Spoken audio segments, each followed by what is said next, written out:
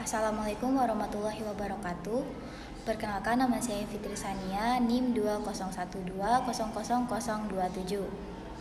Di sini saya akan membahas materi mengenai tentang lafaz dari segi maknanya, yaitu mencakup tentang lafaz am, khos, dan tahsis. Sebelum memasuki materi, marilah kita sama-sama membacakan sifat wajib Tuhan. Bismillahirrahmanirrahim. Wujudaki dan baqa' mulahafatu lil hawadisi qiyamuhu binafsihi wahdaniyah kudrat iradat ilmu hayat sama basara kalam qadiran muridan aliman hayyan sami'an basiran mutakalliman.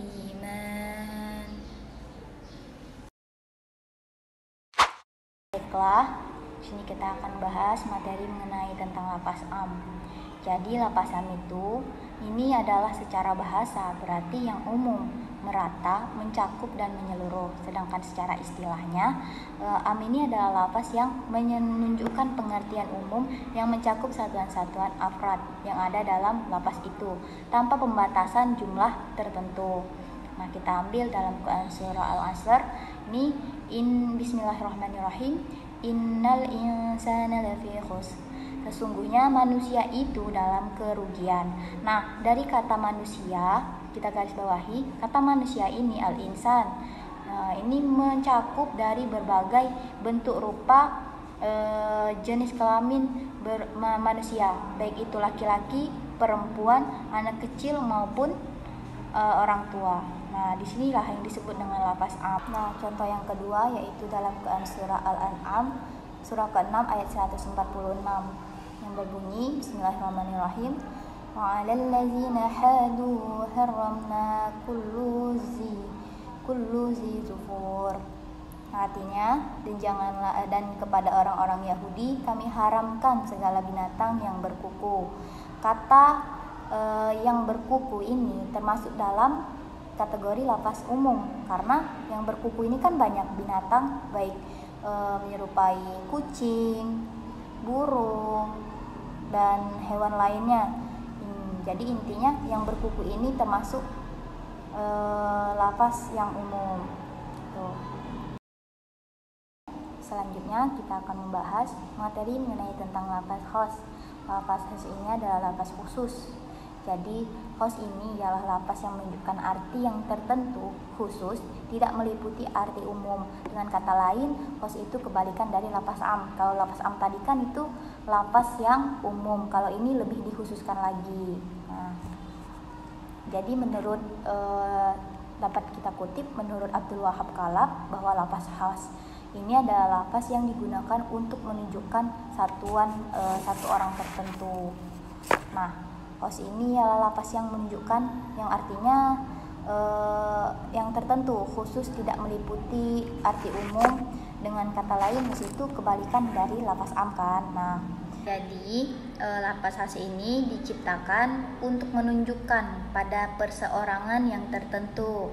Contohnya seperti Muhammad, dia laki-laki, dia perempuan, atau bisa juga menunjukkan satuan-satuan yang terbatas seperti jumlah barang sebanyak 13, banyaknya uang 100.000. Itu kan khusus, lebih khusus kan. Nah, itulah tadi yang disebut dengan lafaz khos. Baiklah, di sini saya mengambil salah satu bentuk contoh lafaz khos dalam hadis riwayat Abu Daud. Jadi dia menjelaskan sabda Rasulullah Shallallahu Alaihi Wasallam, fi kulli ru'in syatan. Pada setiap 40 ekor kambing wajib zakatnya 1 ekor kambing. Nah, perlu kita pahami dalam lafaz arba'ina syatan, dan syatan ini adalah lafaz khos. Karena yang pertama ini menunjukkan kadar zakat kambing 40 ekor. Dan yang kedua ini menunjukkan kadar wajibnya zakat, yaitu 1 ekor kambing saja. Nah, baiklah, contoh yang kedua yaitu dalam Quran surah Al-Maidah surah ke-5 ayat 89. lafaz khos dalam bentuk nasyara. Di sini yang menunjukkan arti yang khos secara qat'i, al-dalalah, penunjukan yang pasti dan hakiki.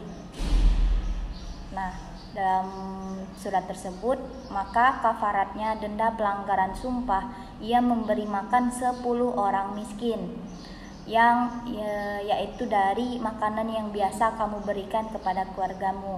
Dari makanan 10 orang miskin ini dalam lafaz it'amu asyarati masyakin, itu menunjukkan bentuk lafaz nasyara, lafaz khos dalam bentuk nasyara. Jadi dari surah Al-Maidah surah kelima ayat 89 ini dapat kita pahami bahwa kafarahnya adalah memberi makan 10 orang miskin. Nah, jadi hukum yang dapat diperoleh dari ayat tersebut adalah keharusan memberikan makan 10 orang miskin, tidak lebih dan tidak kurang.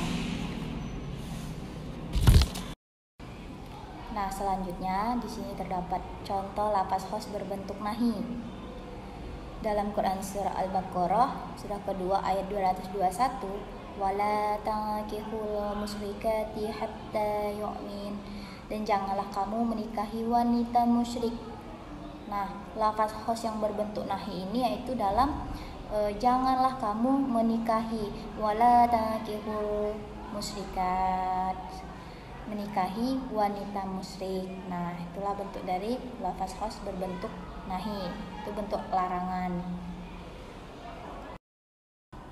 Nah, di sini memasuki materi tentang tahsis. Tahsis ini adalah suatu metode mentahsiskan lafaz yang am menjadi khos, lafaz yang umum menjadi khusus. Nah, tahsis ini berasal dari kata khos yang berarti khusus yang diikutkan wazan af'ala, perbandingan. Lalu maknanya ini berubah menjadi menkhususkan. Nah, selanjutnya kita masuki contoh mentahsiskan Al-Quran dengan kias. Dalam Quran surah An-Nur ayat kedua, Bismillahirrahmanirrahim, zaniyatu wazaniya fajlidu kulla wahidin minhuma mi'ata jaldah. Perempuan yang berzina dan laki-laki yang berzina, maka deralah tiap-tiap seorang dari keduanya 100 kali dera. 100 kali dera. Nah, ini kan masih bersifat umum.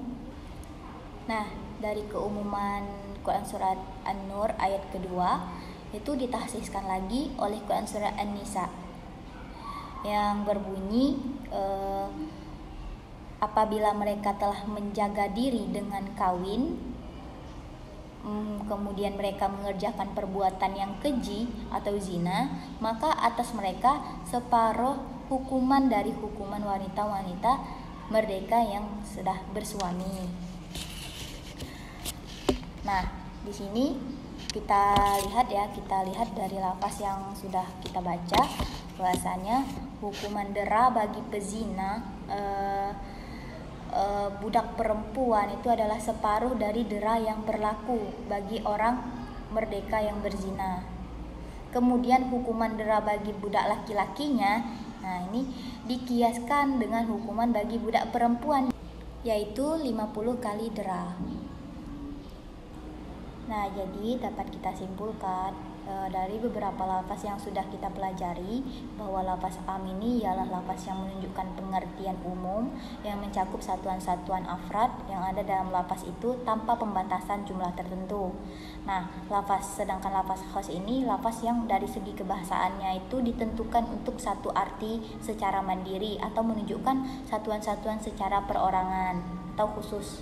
Nah, sedangkan lafaz tahsis ini ialah suatu pembatasan jangkauan. Pemberlakuan lafaz am disebabkan adanya lafaz khos, itu disebut tahsis. Selain daripada itu terdapat bentuk-bentuk dari lafaz am, salah satunya lafaz mufrad yang dimakrifatkan khos. Lafaz khos berbentuk nahi dan tahsis. Nah, mentahsiskan as-sunnah dengan Al-Quran serta menunjukkan lafaznya.